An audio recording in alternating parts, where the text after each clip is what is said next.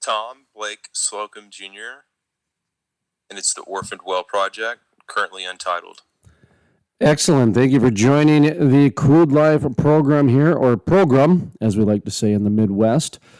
Outstanding topic, by the way, something we've been following here at the Crude Life for a number of different years, watching the increase of it. And the more you get to know this topic, the more complex you really see it is. And it's one of those topics that you really have to take your political blinders off, and you have to say, this is not a political issue. This is a solvable problem. And you should really be excited about being able to solve a problem.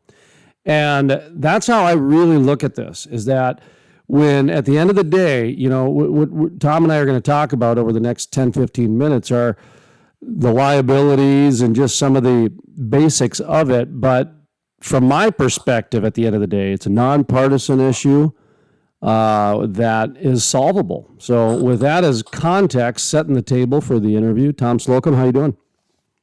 I'm doing wonderful. Thanks for having me today, Jason, on the Crude Live podcast. Thanks for letting me join you and discuss this issue that it's been festering in Texas for some time, but now it's really starting to cause some visible problems. And it's quite in our face out there, unfortunately. And it's something that the locals at the local level have really started to come to terms with. And we even have local city councilmen running for office down there who is running as a Republican, who's begun talking about this issue. So when you have Republicans in Texas speaking up about it on camera, you know that it's finally starting to hit the radar. And really, the big issue that we're facing there is actually an entire highway being swallowed by one of these wells. Unfortunately, the highway that runs from Fort Stockton to Midland, it's the main road. 1053, I believe, is the highway number. There's a wellbore directly off the highway within about 150 feet. And TxDOT, most people don't know this, but TxDOT has spent over $1.5 million on this location trying to remediate the situation. But they have not been able to do a successful job because they have not actually hired a real team of experts that are very familiar with this type of scenario and know what it takes to remediate it. So unfortunately, the state of Texas, they don't have a good grasp on the scope of this problem. They never really have. And there's a loophole kind of that exists, for lack of a better term. You could call it a loophole. But there's a piece of paperwork in Texas called the P13 form. And if you have an oil well on your land and you're a property owner, chances are in your lease you've been given the right to that wellbore as part of your lease negotiation, and you can use that wellbore for water in the future after the oil company is done using it for producing hydrocarbons. So that's a common practice. It's happened in Texas ever since the 20s, since they invented the paperwork. And unfortunately, there was a fire in Austin, I believe in the 70s or the 80s. I'm not sure exactly when. The Railroad Commission destroyed a lot of those records, and we don't have many of those records anymore for our reference. And you have thousands of wellbores out there. You don't know where they are, and you don't know if they were legally transferred or not. But lo and behold, they are being used as water wells, or they were. So you're going to assume that they were legally transferred to the landowners, and there's no recourse for the government. Basically, if a landowner does not have the funds to properly plug and abandon one of these wellbores, there's nothing the government can do. And there's no program, there's no legislation that's been written, nothing to address this. They can lobby the EPA and the groundwater officials, that is, in Pecos County, and the groundwater officials around America. They can lobby different government groups to try to help and try to find funding for it. But most times, I would say 99 times out of 100, there is no funding for these wellbores. And so hence we have what some studies have stated is 56,000 documented orphaned wells in America, and up to 750,000 undocumented wellbores. And some people actually believe the number is upwards of 1 million wellbores, due to just the level of destruction of documents in fires like we had in Austin and in other states. So unfortunately, there's been loss of records, not on purpose, but it happens. And so now the situation is we have a lot of wellbores out there that need attention. And these are problems that don't go away, unfortunately. This isn't something, if we turn our heads uh, and don't pay attention to it or stick our heads in the ground per se, this issue isn't just going to magically disappear. And No, and this is where I'm going to no, jump in for a second here, go because ahead. I just want to point out a few things.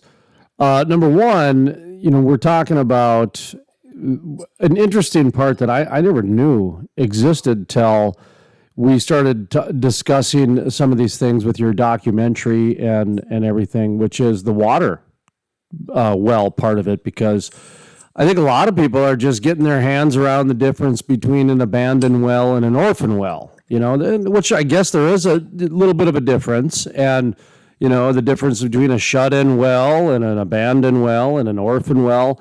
Well, then when you fold in the water well part, that is so interesting because it brings in the loophole.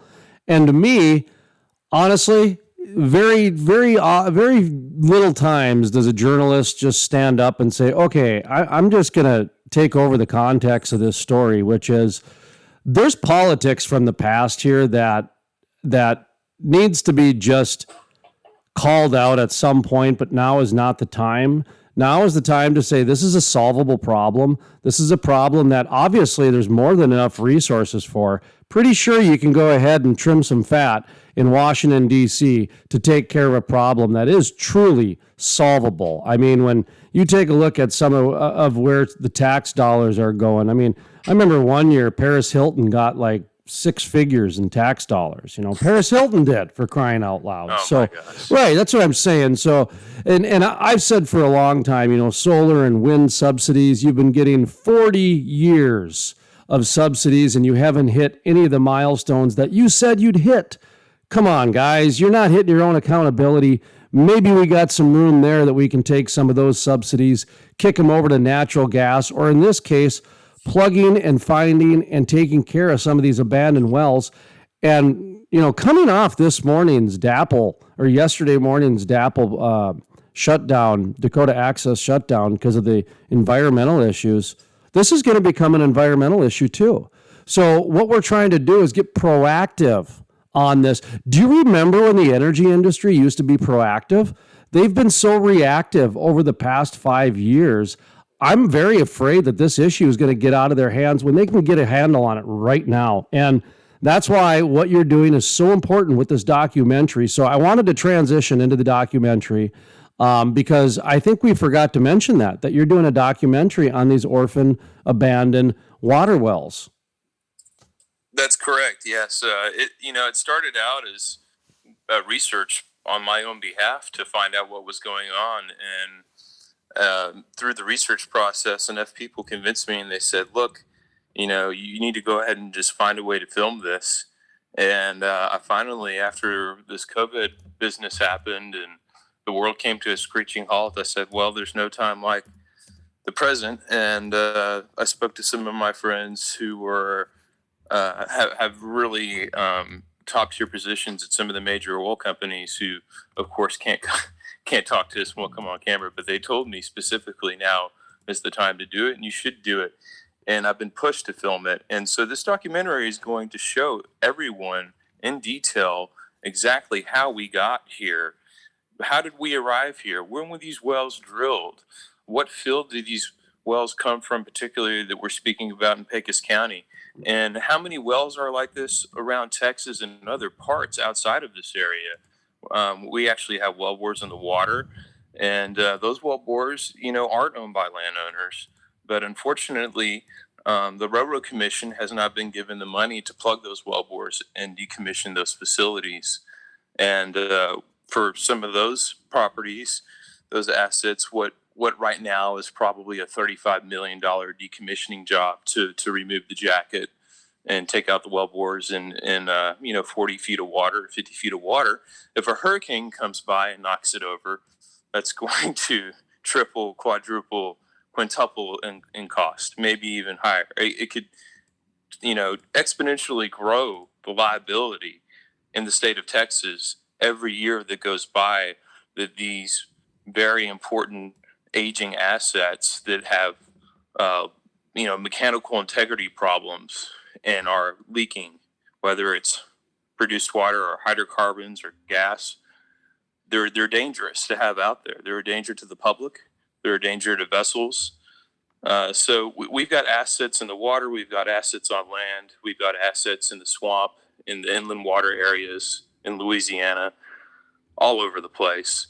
And these assets are going to cause considerable damage to the environment if they aren't handled right now. And we do have to get ahead of the curve on this. And as an industry, luckily, I've got experts who are joining us. We've got a gentleman named Pascal Ray, an insurance expert. We've got Bill Birch, a blowout expert who helped put out the Macondo well fire. We've got Dan Eby from Sierra Hamilton. He has his own blowout company there. And we've got Larry Nixon as well from Great White Pressure Control. And those four gentlemen have been instrumental in helping me put this together. And without their expert opinion and their expert help, none of this would be possible. So, a big thank you goes out to those guys who have stepped up to the plate. And we're finding more and more people in this industry that are willing to step up to the plate and talk about this issue at length. And you're going to find a lot more. I mean, just this week, I've interviewed a couple people on this specific issue. I'm thinking of Kathleen Skama from the Western Energy Alliance. And she brought up a specific issue to Wyoming, which is the coal methane beds that, are abandoned. And so when you start thinking It's about, a major issue. yeah, exactly. And, they don't drill those anymore. And so you're taking a look at other issues too that go, parallel, if you will, kind of lateral movement type issues to where the same type of mindset, the same type of proactive reclamation, if you will really do wonders for what I like about this is it would do wonders for the image of the oil and gas industry, because right now it is These are visible changes. If we yes, go out there, visible changes. take care of Yes, these assets, this is a visible. I'm going to write change. that You down. wanna see Actually, a real green initiative that you can actually say, "Hey, we spent money on this, and look how much better it is." This is a project right here for you. This thing is shovel ready. I've had professional engineers in Texas tell me this is the most shovel ready job they've ever seen in their life. Without a doubt, I believe it is. What I find interesting too is the water connection with the water wells, to where at some point, somebody did whatever sleight of hand political thing they needed in order to shift the responsibility and do some other things. But at the end of the day, basically, if you go to any state, it seems to me, from what I've seen now, and I could be wrong, so I'm not going to say definitive, but it's the landowner's responsibility at the end of the day, that the energy company really doesn't have any sort of responsibility towards the well after they're done with it. Have you found any instances where the operator has a connection legally or liability to that specific well that's been deemed orphaned or abandoned? I know they have retainers, and we'll get to that in just a second. But have you the landowner as the liable party? Is that what you're finding too? If the well has been properly TA'd, which is temporarily abandoned, up to the freshwater zone, and a P13 form has been filed in Texas, then the landowner is definitely responsible for it. If you can prove the well has been plugged, even if it was plugged properly back in the 1930s or 40s, whenever, and plugged to the specifications the state requires, then there really is no recourse against the operator. The operator has done its duty, it fulfilled its obligation according to the law. So in most cases, operators are prudent enough, and they do take care of their properties only in cases where operators have gone completely bankrupt and there's been no recourse, and for some reason the state has not had the funds. Has the well gone on the orphaned well list? And the state of Texas does plug uh, wells on the orphan well list, but unfortunately, they only get so much money a year. So some of these wells, they end up costing hundreds of thousands of dollars to plug. Lo and behold, the average cost is not really $5,000 per well, as many of these agencies cite. And so, if the average cost really was $5,000 a well, we would have plugged hundreds of wells with the $30 million the Railroad Commission spent this past year. But that's not the case, because $5,000 is not the average cost. And so, and honestly, what you're talking about is one of the main reasons why, as a journalist and somebody who says, he's pretty much non-political with his reporting, and I try my best to be as open-minded as possible.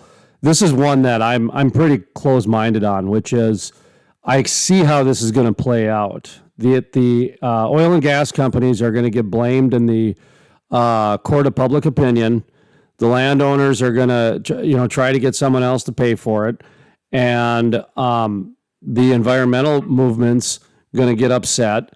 There's going to be a lot of bickering and complaining going back and forth, when at the end of the day, everybody knows what the right thing to do is, which is let's get these things plugged sooner rather than later so that we can save money for everybody, because this is a political issue from the past. It is not good to bicker about this now, because everybody knows what the right thing to do is here. And we do have funds available. We might just have to move some things around from time to time. If the LA Lakers and Ruth Chris can get millions and millions of dollars, we can plug a few of these wells. It's that simple. Certainly. Sorry, I don't mean to opine, but like I said, there's a few issues that I kind of get a little bit cantankerous on, sir. There's absolutely no reason we should not be plugging these. The amount of royalties our government takes in from the production of oil and gas here in America is astounding.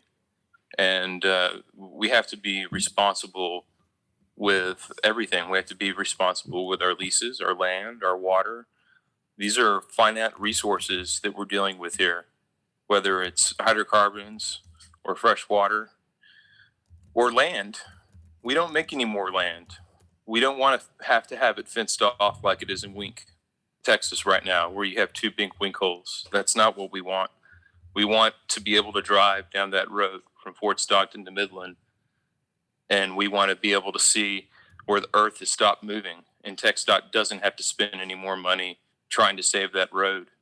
The options, if that road are missing, we're going to have to spend hundreds of millions trying to find another road or another pathway to build a road. TxDOT's already done the study. It's not worth it. People have to realize at some point it's no longer worth it. And if we have $2 billion of liability in Texas right now, 10 years from now, that number is going to be 5, 6, 7, 8 billion. And just like the national debt becomes a problem, this becomes a problem as well, something that you can never get ahead of if you don't start getting ahead of it now. Unfortunately, the national debt, that's more of an imaginary thing. People don't see that. This is not an imaginary thing. This is something that's liable to swallow up an 18-wheeler. This is a situation that's unsafe. This is something that actually could get crowdfunded at certain points. I mean, because it's such a strong social cause behind it. It is, and we'll be launching a Kickstarter soon for it. Oh, no kidding. Okay, well, there you go. Yes, and we'll be happy to tell you more about that and send you a link to the webpage and fill you in on everything else. But this is an exciting project. It's years in the making. And we have local officials, experts from the industry, everyone coming together to find the solutions and ultimately solve these problems. And in the process, we're going to put hundreds of people back to work, because it takes people to go out there and do this work. And people, I believe right now, much rather have a salary coming into their pocket rather than a 1 or 2 time check from the government. So, and this work is all done outside. You can't tell me that we can't work in the oil field outside during COVID and socially distance. I'm pretty sure we can do that. It's being done right now. So I don't understand what the arguments against this would really be, considering how much money's floating out of DC right now. $5 trillion. It's politics. Pretty hot. This is Pretty hot, politics. pretty All it nice. is. It's just politics. Yep. That's why I'm saying there's certain things where I feel I have to step above the politics and say, okay, let's keep our eye on the 8 ball here, guys. Let's keep our eye on the cue ball, whatever ball you want to keep your eye on. It needs to stay on that one because this is a solvable problem. There's money available. It's going to have a positive. Every box that you can look at has a positive check mark for humanity, the planet, the economy, the country. I mean, everything. The only check marks that you would start checking on the other side is special interests, and that's it. And so That's correct. yeah, and that's why I'm done with that type of getting involved with that. So we're going to stay on the 5,000-foot view with this. And I appreciate you coming on here. I'm looking at the clock because we got just a few minutes left. We're going to have you back, talk about the economic job impact. I'd like to talk about some of the other states. You know, North Dakota apparently has 0 abandoned wells. I'm trying to get a confirmation on that, but that's the early reports I've got. Of course, Oklahoma has a pretty aggressive program as well. So I'd like to talk to you about the different states, what you're finding out for their programs, et cetera.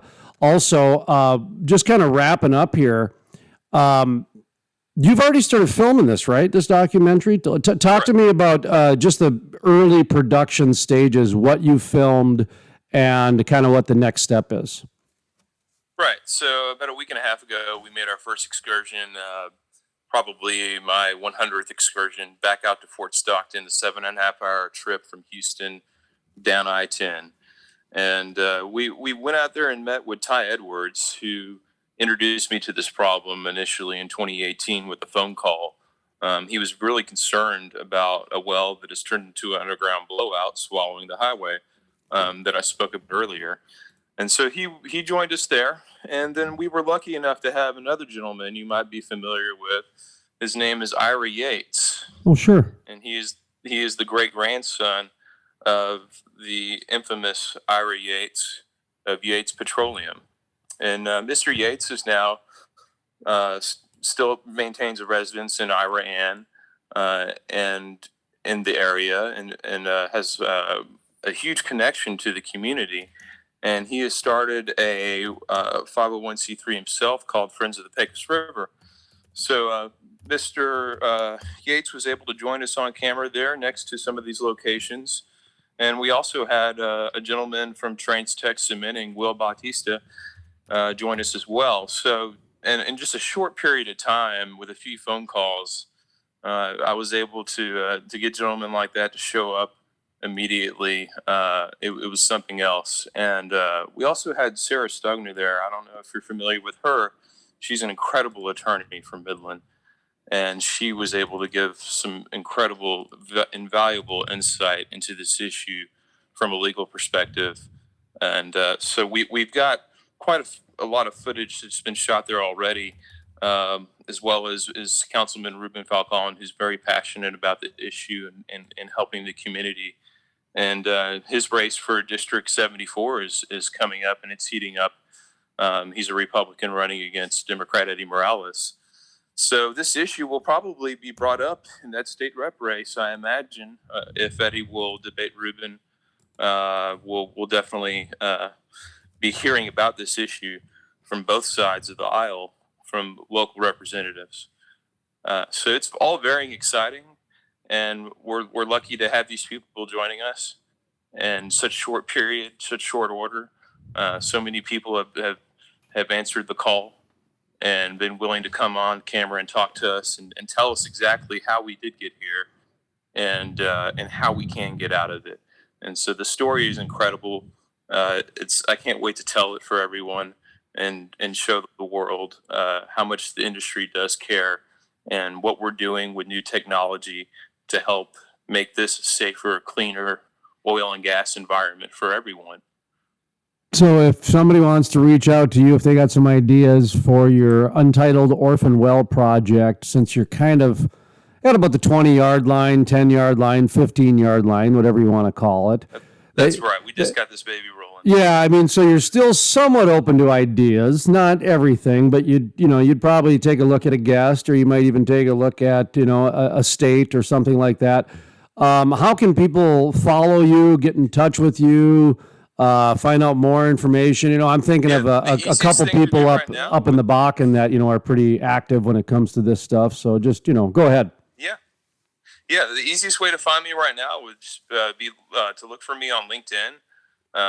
My name on there is Thomas B. Slocum Jr. I'm pretty easy to find. I've got over 2,000 followers and quite the network in oil and gas. And you can look for my postings on LinkedIn. And within the next week or two, we will have a Kickstarter and a website launched officially for this project. And I imagine we'll have an official name for it as well. And we will be heading out full steam, and you will be able to find links to that on my LinkedIn. And we will have social media accounts as well for this project. So this project is just now being birthed. And like I said, we're lucky to have all these professionals join us, and especially my film production crew. Michael Gilg, I want to say I appreciate his work. He's done a lot of work in oil and gas. He's a great photographer. So it's good to have people like that who are willing to jump in at such short notice because they know that this project means so much to Americans and Texans, and especially to the oil and gas industry, and what we're trying to do to help America and show America that we are responsible.